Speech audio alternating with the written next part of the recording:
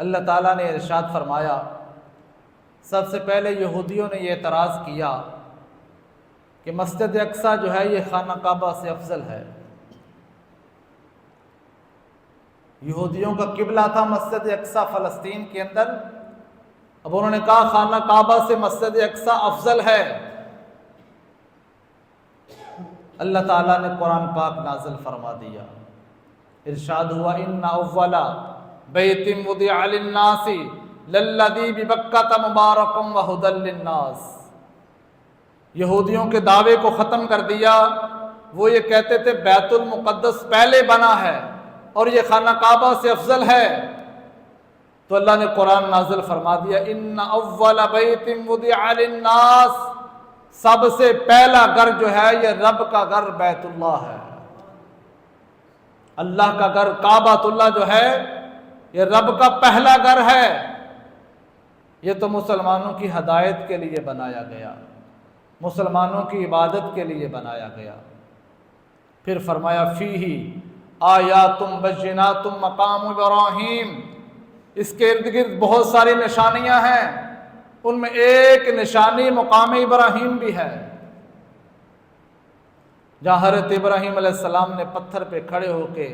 تعمیر کعبہ کی، حضرت اسماعیل علیہ السلام بھی ساتھ تھے۔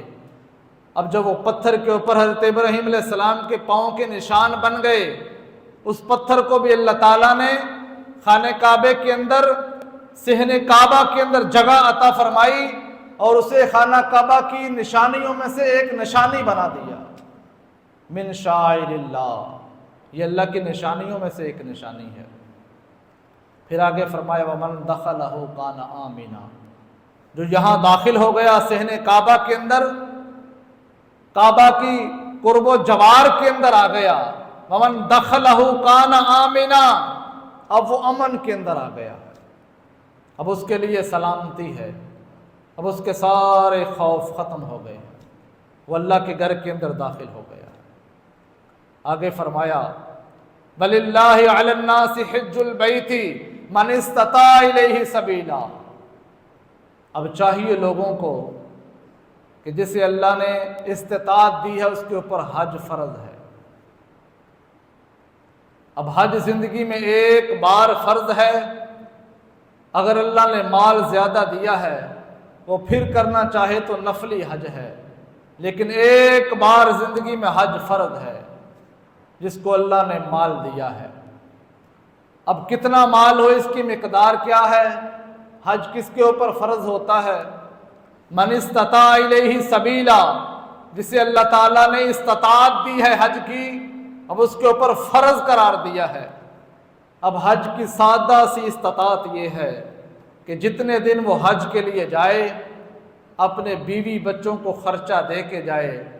اور حج کا خرچہ اس کے پاس ہونا چاہیے، جتنے لاکھ کے اندر حج ہوتا ہے بس حج فرض ہو گیا ہے۔ اب دو باتوں کو ذہن میں رکھنا ہے، ایک بات یہ ہے کہ حج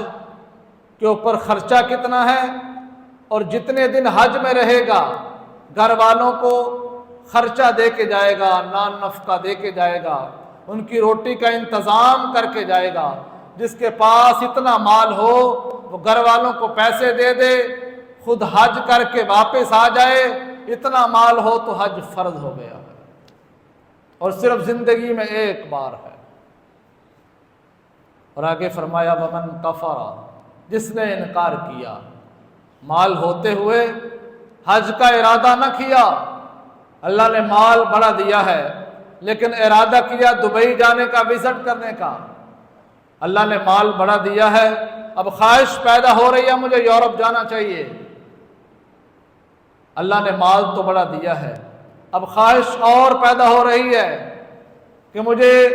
کسی ایسے ملک کے اندر جا کے وزٹ کرنا چاہیے جہاں انگریز رہتے ہوں، ان کا کلچر دیکھنا چاہیے، ماحول دیکھنا چاہیے، وہاں کا موسم دیکھنا چاہیے، وہاں جا کے شاپنگ کرنی چاہیے، وہاں کی تصویریں بنا بنا کے لوگوں کو سٹیٹس دکھانا چاہیے کہ میں فلاں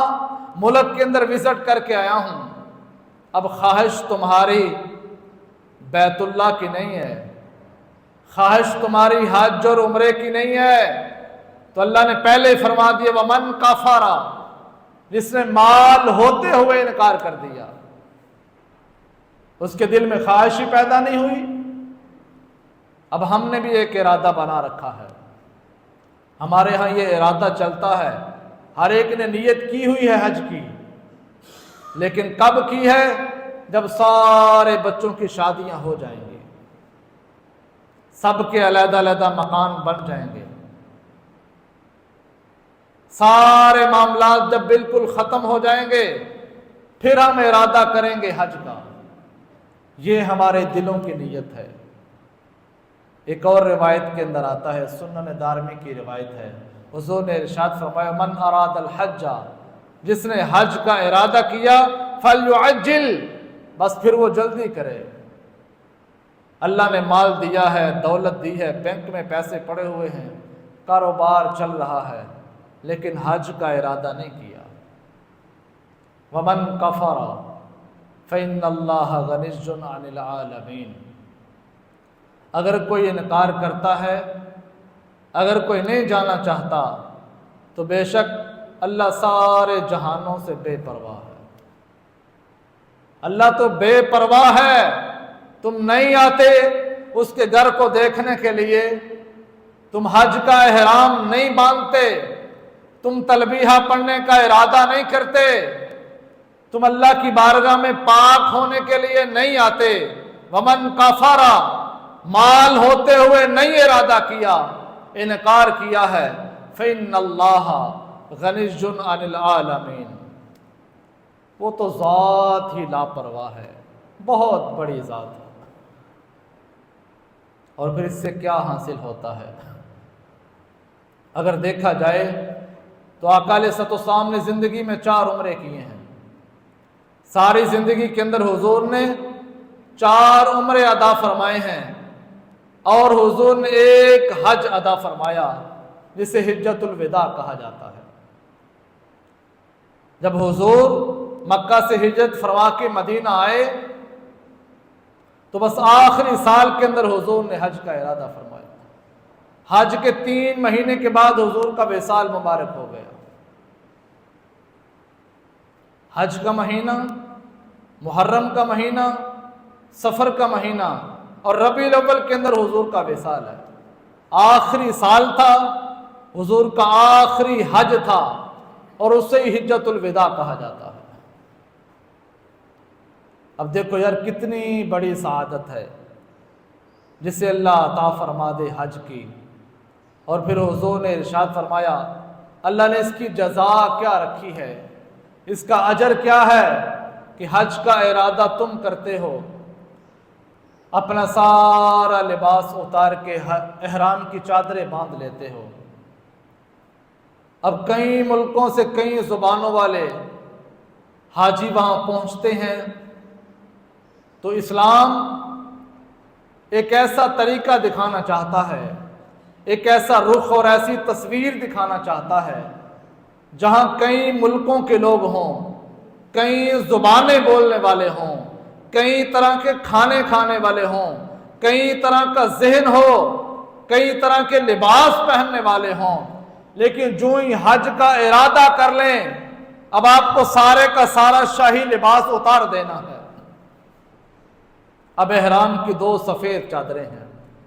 اب غریب بھی وہ 2 چادریں پہن رہا ہے، ایک چادر کا یوں تہمت باندھ لیا اور عاجزی کے ساتھ ایک چادر کندھوں پہ ڈال لی۔ اب حاجی حج کرنے کے لیے اللہ کی بارگاہ میں جا رہا ہے، پتہ چلا اللہ کو عاجزی بڑی پسند ہے۔ اب کوئی امیر ہے، کوئی فقیر ہے، کوئی غریب ہے، کوئی غنی ہے، ارے کوئی مالدار ہے، وزیر ہے، مشیر ہے، اپنے ملک کا وزیر اعظم بھی ہے، اپنے لباس کے اندر شاہی پروٹوکول کے ساتھ حج نہیں کر سکتا۔ اس کے لیے بھی حکم یہ ہے، اب 2 سفید چادریں پہنے گا۔ اب سارا کچھ اتار دیا، 2 سفید چادریں پہن لی ہیں حج کے لیے۔ آگے دیکھو آقا علیہ الصلوۃ والسلام نے حج کا خطبہ ارشاد فرمایا، حضور نے حج کا بیان فرمایا، آقا علیہ الصلوۃ والسلام حج کا خطبہ ارشاد فرما رہے ہیں کہ مسلمانوں جب تمہارے اوپر حج فرض ہو جائے تو تمہیں حج کرنا ہے۔ یہ صحیح مسلم کی روایت ہے۔ ایک صحابی رسول کھڑے ہو گئے، عرض کی کیا میرے آقا ہر سال حج فرض ہے؟ آقا علیہ الصلوۃ والسلام خاموش رہے، حضور نے کوئی جواب نہیں دیا۔ سائل نے پھر اسی بات کو دوسری مرتبہ دہرا دیا، یا رسول آپ نے فرمایا جب حج فرض ہو جائے تو حج کرنا ہے، کیا ہر سال حج فرض ہے؟ آقا علیہ الصلوۃ والسلام پھر خاموش رہے۔ جب اس نے تیسری بار یہ کہا کہ یا رسول اللہ حج جو ہے یہ ہر سال فرض ہو گیا ہے، پھر حضور نے ارشاد فرمایا لو قلت نعم لوجبت ولما استطعتم، اگر صرف میں ہاں کہہ دیتا، اگر میں لفظ نعم بول دیتا تو اے سماعت کرنے والوں میری ایک ہاں سے، میرا ایک جملہ بولنے سے آپ کے اوپر ہر سال حج فرض ہو جاتا۔ اب حج ایک عبادت ہے، زندگی میں ایک بار فرض ہے۔ اب سائل سوال کر رہا تھا کہ یا رسول اللہ ہر سال فرض ہے؟ اگر اللہ کے نبی صرف یہ فرما دیتے نعم تو ہر سال حج کی عبادت فرض ہو جاتی، اور پھر آگے فرما دیا وَلَمَا اسْتَطَعْتُمْ، اور تم اس کی استطاعت نہ رکھتے۔ اگر ہر سال حج فرض ہو جاتا تو مسلمانوں کے پاس اتنی استطاعت نہیں ہے۔ پھر آگے حدیث کے الفاظ ہیں، اللہ کے نبی صلی اللہ علیہ وآلہ وسلم نے ارشاد فرمایا بہت ساری قومیں تباہ ہو گئیں جو اپنے انبیاء علیہ السلام سے ایسے ہی سوال کرتے تھے جلد بازی کے اندر، جب تک میں مسئلہ نہ بتا دوں، جواب نہ دے دوں، تم سوال نہ کیا کرو۔ اور حج کو اللہ کے پیارے حبیب صلی اللہ علیہ وآلہ وسلم نے صرف زندگی میں ایک بار فرضیت کا یا واجبیت کا درجہ دے دیا ہے۔ اب اگلی حدیث بخاری اور مسلم کی ہے۔ آقا علیہ الصلوۃ والسلام کی بارگاہ میں ایک صحابی آئے، حضرت ابو ہریرہ بیان کر رہے ہیں۔ اب صحابی نے آ کے سوال کیا، سئل رسول اللہ صلی اللہ علیہ وسلم ایج العمل افضل، اے میرے آقا سب سے زیادہ افضل عمل کون سا ہے؟ اب ایک صحابی رسول حضور کی بارگاہ میں آئے ہیں اور یہ سوال کر رہے ہیں میرے آقا ایج العمل افضل، کون سا عمل سب سے بہتر ہے، سب سے افضل ہے؟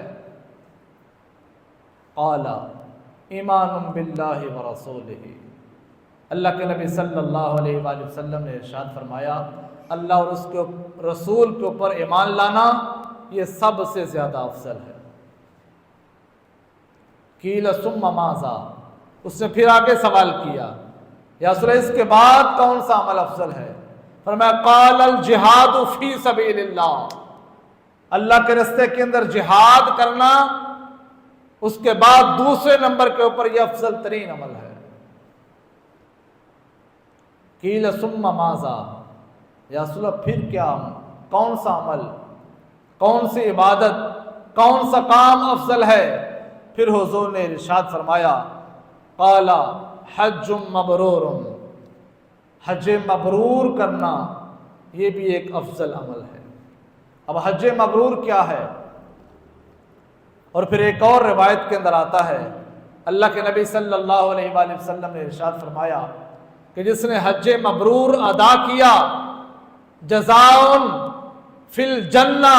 اللہ نے حج مبرور کی جزا جنت عطا فرما دی ہے، جس نے اللہ کی بارگاہ میں حج مبرور ادا کیا۔ اب حج مبرور کیا ہے؟ جس نے گناہوں کے بغیر حج کیا۔ اب حاجی حج پہ جا رہا ہے، اب جو مال ساتھ لے کے گیا ہے اس کا مال حلال کا مال ہے، وہ کسی اور کا مال لے کے اللہ کی بارگاہ میں حج کے لیے نہیں گیا، اس کا مال پاک ہے، اس کا لباس پاک ہے، اس کا رزق پاک ہے، اس کی تجارت پاک ہے۔ اب تو جب حج کا ارادہ کرے گا اس نیت کے ساتھ حج کرے گا تو اسے کہا گیا ہے حج مبرورا۔ اب اس نے وہ حج کیا ہے جو حج کرنے کا حق رکھتا تھا۔ کسی کا مال دبا کے، کسی یتیم کا مال کھا کے، کسی کے پیسوں کو ہتھیا کے اگر آپ حج کا ارادہ کر رہے ہیں تو حاجی صاحب یہ حج نہیں ہے۔ اللہ کو ایسا حج نہیں چاہیے۔ آپ ان کے ساتھ صفا مروہ کر رہے ہیں، آپ طواف کعبہ کر رہے ہیں، آپ اللہ کی بارگاہ میں تلبیہ پڑھ رہے ہیں، آپ زمزم کا پانی پی رہے ہیں، آپ کعبہ کی زیارت بھی کر رہے ہیں، آپ مینا، مزدلفہ، عرفات کے اندر وقوف بھی کر رہے ہیں، پھر آپ نے قربانی بھی کی ہے، آپ نے حلق یا قصر بھی کروا لیا، سر بھی منڈوا لیا ہے، لیکن آپ کا حج اللہ نے قبول نہیں کیا۔ آپ کا مال حلال کا نہیں ہے، آپ کے پیسے حلال کے نہیں ہیں، آپ نے جو کمایا ہے اس کے اندر یہ تمیز ہی نہیں کی کہ میرا مال حلال ہے یا حرام ہے، میں نے کہاں سے مال لیا اور کس طریقے کے ساتھ میں نے مال کو اکٹھا کیا ہے۔ اور پھر اگر آپ حج کر کے آ جائیں، حج مکمل ہو گیا، آپ واپس آ گئے، سارا کچھ کر کے اگر آپ کا طریقہ نہیں بدلا، آپ کا انداز نہیں بدلا، آپ کی کیفیت نہیں بدلی، آپ کے دل کا ارادہ ہی نہیں بدلا، آپ کا انداز تکلم نہیں بدلا، آپ کا انداز زندگی بہتر نہیں ہوا، تو حج تو آپ وہاں ہی چھوڑ آئے ہیں، آپ حج کو تو ساتھ نہیں لے کے آئے۔ اگر حج آپ کے ساتھ ہوتا تو آپ کی تجارت میں فوراً فرق آ جاتا، آپ کی بول چال کے اندر بھائی فرق آ جاتا، آپ کے لین دین کے معاملے میں فرق آ جاتا، آپ کا انداز، آپ کا اخلاق بہتر ہو جاتا، حج صاحب آپ کا رویہ لوگوں سے اور منفرد ہو جاتا، آپ اپنے خاندان کے اندر منفرد بن جاتے، لوگوں کو پتہ چلتا کہ یار اسے اللہ نے بیت اللہ کی زیارت عطا فرمائی ہے، اسے اللہ نے حج کی سعادت عطا فرمائی ہے، اسے اللہ نے روضہ رسول کی حاضری عطا فرمائی ہے، آج زمزم کا پانی پینے سے اس کا دل بدل گیا ہے، غلاف کعبہ کو یوں پکڑ کے رونے سے اس کے دل کی سیاہی دور ہو گئی ہے، اب یہ پہلے والا انسان نہیں رہا، اب یہ پہلے والا بندہ نہیں رہا، اب یہ سارے کا سارا تبدیل ہو گیا ہے۔ حج مبرورا، جس نے حج مبرور کیا اس کے لیے جزا جنت ہے۔ تو بھائی جس نے صرف طواف کعبہ کے چکر لگائے، ایک ہاتھ میں موبائل ہے، آج کے پرفتن دور کے اندر ایک ہاتھ میں یوں غلاف کعبہ ہے، آج لوگوں کو دکھایا جا رہا ہے، آج لوگوں کو بتایا جا رہا ہے، آج حج ایک ریاکاری بن گیا ہے، آج حاجی صاحب سب کو بتا رہے ہیں کہ دیکھیں میں صحن کعبہ کے اندر ہوں، آج میں یہ طواف کر رہا ہوں، آج میں یہ زمزم پی رہا ہوں، آج ہم نے ہر چیز سیکھ لی ہے لیکن ہم نے دین نہیں سیکھا، ہمارے ارکان حج مکمل نہیں ہیں۔ بہت سارے حاجی جاتے ہیں حج کرنے کے لیے، اللہ نے مال دیا ہے، ارکان حج کا کوئی پتہ نہیں ہے، حج کس طریقے سے ادا کرنا ہے، کہاں کہاں کیا کرنا ہے، یہ سیکھا ہی نہیں۔ اللہ کے نبی صلی اللہ علیہ وآلہ وسلم نے ارشاد فرمایا کہ جس نے حج ادا کیا اللہ کی بارگاہ میں، جس نے حج ادا کیا تو اللہ تعالیٰ نے اس کے پچھلے سارے گناہ معاف فرما دیے۔ اب یہ اجر کتنا بڑا ہے، اب یہ جزا کتنی بڑی ہے کہ اس نے حج کیا اللہ کی بارگاہ میں، اللہ نے پچھلے سارے گناہ معاف فرما دیے ہیں۔ آقا علیہ السلام کے ایک صحابی حضور کی بارگاہ میں آئے، عرض کیا یا رسول اللہ مجھے بیعت کر لیں، کلمہ پڑھا دیں، میں اسلام قبول کرنا چاہتا ہوں۔ آقا علیہ السلام نے یوں ہاتھ آگے بڑھایا، اب صحابی رسول ہاتھ اوپر رکھنے لگے، اسلام قبول کرنے لگے، میرے نبی کی بیعت کرنے لگے، دوبارہ سے پھر ہاتھ پیچھے کھینچ لیا۔ اللہ کے نبی نے پوچھا کیا وجہ ہے؟ عرض کیا رسول اللہ میرے ساتھ ایک بات طے کر لیں، ایک شرط طے کر لیں، اگر میں اسلام قبول کر لوں تو کیا اللہ میری بخشش فرما دے گا؟ اللہ کے نبی صلی اللہ علیہ وآلہ وسلم نے ارشاد فرمایا کیا تجھے اس بات کا علم نہیں کہ جس نے اسلام قبول کیا اللہ نے اس کے پچھلے سارے گناہ معاف فرما دیے؟ پھر اللہ کے نبی نے آگے ایک بات اور فرما دی، فرمایا جس نے اسلام کے لیے، دین کے لیے ہجرت کی، اپنے مکان کو چھوڑ دیا، اپنے گھر بار کو چھوڑ دیا، کھیتوں کھلیان کو چھوڑ دیا،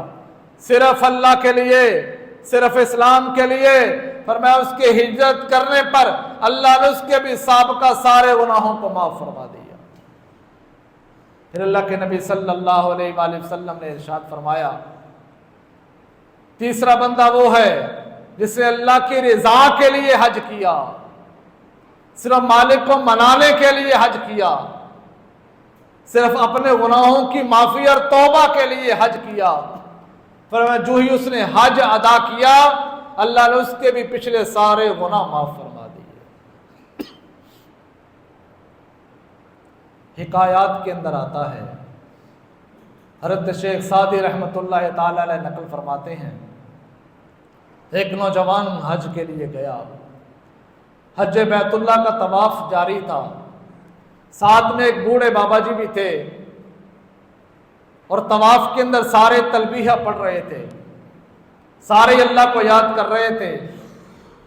اور طواف کعبہ کے اندر سارے کہہ رہے تھے لبیک اللہم لبیک لبیک لا شریک لک لبیک ان الحمد والنعمت لک والملک، کا یہ سارے تلبیہ پڑھ رہے تھے۔ جب وہ بابا جی کہتے لبیک اللہم لبیک تو ہاتھ غیبی سے آواز آتی لا لبیک، تیری کوئی حاضری نہیں، تیرا کوئی حج نہیں، تو یہاں آیا ہی نہیں۔ لبیک کا معنی یہ یا اللہ میں حاضر ہوں، یا اللہ میں تیری بارگاہ میں آ گیا، یا اللہ گھر بار بیوی بچے سارا کچھ چھوڑ دیا، پروٹوکول سارا اتار دیا، دو لباس کی چادریں سفید میں نے بطور احرام پہن لی ہیں، میرے پاس اور کچھ نہیں، میں ہاتھ اٹھا کے تیرے گھر بیت اللہ کے سامنے بار بار یہ ترانہ کہہ رہا ہوں، بار بار یہ تلبیہ پڑھ رہا ہوں، بار بار یہ اقرار کر رہا ہوں لبیک اللہم لبیک لبیک لا شریک لک لبیک ان الحمد والنعمت لک والملک، یا اللہ میں حاضر ہوں، یا اللہ میں حاضر ہوں، یا اللہ تیرا کوئی شریک نہیں، میں حاضر ہوں، تیرے برابر کوئی نہیں، میں حاضر ہوں، والنعمت ساری نعمتیں تیری ہیں، ان الحمد ساری حمد و ثنا ساری تعریف تیری ہے، یا اللہ میں حاضر ہوں۔ جب وہ بابا جی یہ کہتے تو ہاتف غیبی سے آواز آتی لا لبیک، تو حاضر نہیں۔ نوجوان نے بابا جی کے کندھے پہ ہاتھ رکھا، کہ بابا جی جب آپ کہتے ہیں لبیک اللہم لبیک تو یہ ہاتف غیبی سے اللہ کی طرف سے آواز آ رہی ہے لا لبیک، تو نہیں آیا، تیری کوئی حاضری نہیں، تیرا کوئی حج نہیں، وجہ کیا ہے؟ تو بابا جی کی آنکھوں میں آنسو آ گئے، کہا تو نے ایک بار یہ آواز سنی ہے، مجھے 70 سال ہو گئے حج پہ آتے ہوئے، 70 سال ہو گئے تلبیہ پڑھتے ہوئے، جب بھی میں یہ کہتا ہوں لبیک اللہم لبیک پھر یہ آواز آتی ہے لا لبیک، تیرا کوئی حج نہیں، تیری کوئی حاضری نہیں۔ نوجوان نے کہا بابا جی آتے کیوں ہو؟ جب 70 سال ہو گئے تلبیہ کہتے ہوئے، ترانہ پڑھتے ہوئے، اللہ قبول نہیں کرتا، آواز آتی ہے تیرا حج نہیں، کیوں آتے ہو؟ تو بابا جی اور رونے لگے، کہا اگر یہاں نہ آؤں تو کہاں جاؤں، اور کوئی در بھی تو نہیں۔ اللہ کی بارگاہ میں نہ آؤں تو کہاں جاؤں؟ کہ بابا جی نے جب یہ رو کے دل سے جملہ کہا، اب ہاتف غیبی سے آواز آئی، جا تیرے ایک جملہ کہنے سے ہم نے یہ بھی حج قبول کر لیا، پچھلے 70 بھی قبول کر لیے، اب تو نے بات ہی ایسی کہہ دی ہے۔ تو حج تو بہت بڑی سعادت ہے، جسے اللہ توفیق عطا فرما دے حج کرنے کی، جسے اللہ نے حج کی سعادت دی ہے، اس کے لیے بڑی توفیق ہے۔ لیکن اگر حج کر کے تبدیل نہیں ہوا، اگر حج کر کے بدلا نہیں، حج کر کے نمازی نہیں بنا، حج کر کے اخلاق والا نہیں بنا، حج کر کے تو سچا مسلمان نہیں بنا، حج کر کے اچھا مسلمان نہیں بنا، تو تیرے نام کے ساتھ صرف حاجی ہے، تیرے جسم کے ساتھ، تیرے دل کے ساتھ، تیری روح کے ساتھ حج کا کوئی تعلق نہیں ہے۔ وہ عام جملہ کسی نے بیان کیا، ایک بات کہہ دی کہ رستے کے اوپر کوئی بیکاری تھا، وہ بھیک مانگ رہا تھا، سامنے کشکول رکھا ہوا تھا، آنکھوں سے نبینا تھا، اب کوئی آتا جاتا ایک کا سکہ پھینک دیتا، اب جب کشکول کے اندر سکہ گرتا تو ایک چھنک اور آواز پیدا ہوتی، اب وہ بیکاری مانگنے والا خوش ہوتا سکہ گرا ہے، اب پیچھے سے کوئی بندہ آیا تو وہ کشکول اٹھا کے بھاگ گیا، جب کشکول اٹھا کے بیکاری کا قولہ اٹھا کے آگے چلا تو بیکاری نے پیچھے سے آواز دی، کہا حاجی صاحب پیسہ نہ دینا لیکن میرا قولہ تو دیتے جاؤ۔ وہ بندہ جلدی سے واپس آ گیا، اس نے قولہ سامنے رکھا، کشکول رکھا، کہا تم آنکھوں سے نبینا ہے، یہ بتا تجھے کس نے بتایا کہ میں حاجی ہوں؟ اب بیکاری نے نبینے نے کہا ایسے کام حاجیوں کے علاوہ کوئی نہیں کرتا، حاجی ایسے کام کرتے ہیں۔ تو بندہ حج کر کے آئے لیکن معاملات بہتر نہ ہو، اب جتنا حج کا پیسہ لگایا ہے، حضرت صاحب، شیخ صاحب، بٹ صاحب یا کوئی بھی حاجی اب دکان پہ بیٹھ کے فوراً ہر چیز کا ریٹ بڑھا دے کہ جو 10 لاکھ میں نے لگایا ہے وہ 1 سال کے اندر میں نے پورا کرنا ہے، تو بتاؤ حج کا کوئی فائدہ ہے؟ اگر حج کر کے واپس آ کے حاجی صاحب بیٹیوں کا جتنا بھی وراثت کے اندر حق ہے وہ نہ دے تو بتاؤ حج کا کوئی فائدہ ہے؟ اگر حاجی صاحب حج کر کے واپس آئیں اور کھجور زمزم بانٹ کے لوگوں کے ساتھ جھوٹیاں گواہیاں دیتے رہیں تو بتاؤ حج کا کوئی فائدہ ہے؟ اگر 2 لوگوں کے اندر جھگڑا ہو جائے تو حاجی صاحب ادھر کھڑے ہوں جدھر سارا جھوٹ ہے، پتہ ہے ساری بات جھوٹ ہے، یہ سارے کا سارا پلان جھوٹ ہے، تو حاجی صاحب جھوٹ کی طرف کھڑے ہوں تو بھائی حج کا کوئی فائدہ ہے؟ اللہ نے تو حج رکھا تھا پاک ہونے کے لیے، حج رکھا تھا طہارت کے لیے، حج رکھا تھا تیری گناہوں کی معافی کے لیے، اور حج کی اتنی شان ہے، فرمایا جو ہی حاجی خانہ کعبہ میں پہنچتا ہے، اب وہ صحن کعبہ کے اندر داخل ہوا، اب پہلی نگاہ جو ہی رب کے گھر کے اوپر پڑی اللہ نے پچھلے سارے گناہ معاف فرما دیے۔ کتنی بڑی سعادت ہے۔ حج بیت اللہ یا عمرہ کرنے کے لیے جو زائرین جاتے ہیں، یہ سادہ سا اللہ کا گھر ہے، سادہ سا ایک کمرہ ہے، سادہ سا اوپر غلاف ہے، لیکن عقیدت جڑی ہوئی ہے۔ مسلمان کی ساری عقیدت کا مرکز وہ ہے، مسلمانوں کی ساری محبت کا مرکز وہ ہے۔ اب سادہ سا غلاف اس کے اوپر ہے، جو ہی مسلمان کی پہلی نظر پڑتی ہے آنکھوں میں آنسو رواں ہو جاتے ہیں۔ تو کسی نے کہا تھا جب جانا خانہ کعبے کو دیکھنا تو فلاں فلاں دعا میرے لیے بھی کرنا اور اپنے لیے بھی دعائیں مانگنا، لیکن جو دل کے ساتھ جاتا ہے ایک نظر خانہ کعبہ پہ پڑتی ہے ساری دعائیں بھول جاتی ہیں، بس کچھ یاد نہیں رہتا، بندہ دم بخود ہو جاتا ہے، اب زبان سے کچھ نہیں کہہ رہا، آنسو رواں ہے۔ اور شان بھی یار کتنی ہے، جہاں بھی مسلمان خطہ زمین کے اندر ہیں، جہاں بھی مسلمان نماز ادا کرتا ہے وہ ہر جگہ یہی کہتا ہے کہ ظہر کی نماز اور منہ میرا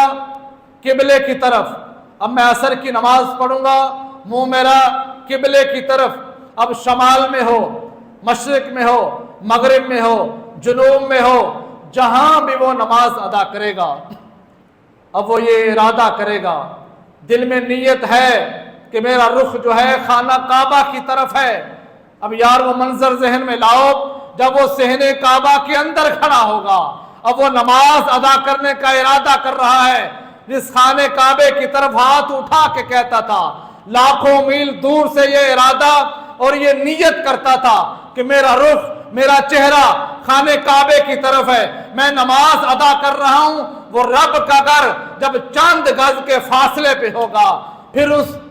مسلمان کی، اس مومن کی، اس نمازی کی کیا کیفیت ہوگی، وہ اللہ کی بارگاہ میں کس انداز سے نماز ادا کرے گا اور یہ کہے گا یا اللہ اب میرے سامنے رب کا گھر بیت اللہ ہے، اب خانہ کعبہ بالکل سامنے ہے۔ تو یہ بہت بڑی شان ہے، اللہ نے بڑی فضیلت رکھی ہے، لیکن ہمیں ارادہ کرنا ہے حج کا۔ اللہ کے نبی صلی اللہ علیہ وآلہ وسلم نے ارشاد فرمایا، ایک عمرہ دوسرے عمرے تک درمیان کے گناہوں کا کفارہ ہے، اور حج مبرور سارے کے سارے گناہوں کا کفارہ ہے۔ اگر مال نہیں ہے، اگر پیسہ ہمارے پاس نہیں ہے، تو ہم نیت تو کر سکتے ہیں نا، ہم ارادہ کر سکتے ہیں۔ سب سے زیادہ خواہش مسلمان کے دل میں جو سفر کی خواہش ہونی چاہیے وہ حرمین کی زیارت کی ہونی چاہیے۔ بار بار جب دعائیں کرے تو یہی دعا کرے۔ آج کا نوجوان بیت اللہ کی خواہش نہیں کر رہا، آج وہ سجدوں میں اللہ کا گھر دیکھنے کی دعائیں نہیں مانگ رہا، آج وہ روضہ رسول کی جالیوں کے سامنے کھڑے ہو کے سلام پیش کرنے کی خواہش نہیں کر رہا۔ اس سے تو کئی ملکوں کا ارادہ بنایا ہوا ہے، کئی ملکوں کا ذہن بنایا ہوا ہے، میں نے فلاں جگہ جا کے کامیاب ہونا ہے۔ اس سے وہ منظر روزانہ نظر آتے ہیں اور وہ دیکھتا ہے اور روزانہ سوچتا ہے، اس کی سوچ، اس کا مرکز، اب اس کی یہ ساری نیت اور ملکوں کی طرف ہے، رب کے گھر بیت اللہ کی طرف نہیں ہے۔ مسلمان کا سب سے بہترین ارادہ، سب سے بہترین نیت اور سب سے زیادہ خلوص اس سفر کے لیے ہونا چاہیے کہ اللہ بار بار مجھے حج بیت اللہ کی اور آقا علیہ الصلوۃ والسلام کے روزے کو دیکھنے کی توفیق عطا فرمائے۔ اللہ تعالیٰ سے دعا ہے اللہ ہم سب کو بار بار حج بیت اللہ کی اور آقا علیہ الصلوۃ والسلام کے روزے کی زیارت عطا فرمائے۔ وما علینا الا البلاغ المبین۔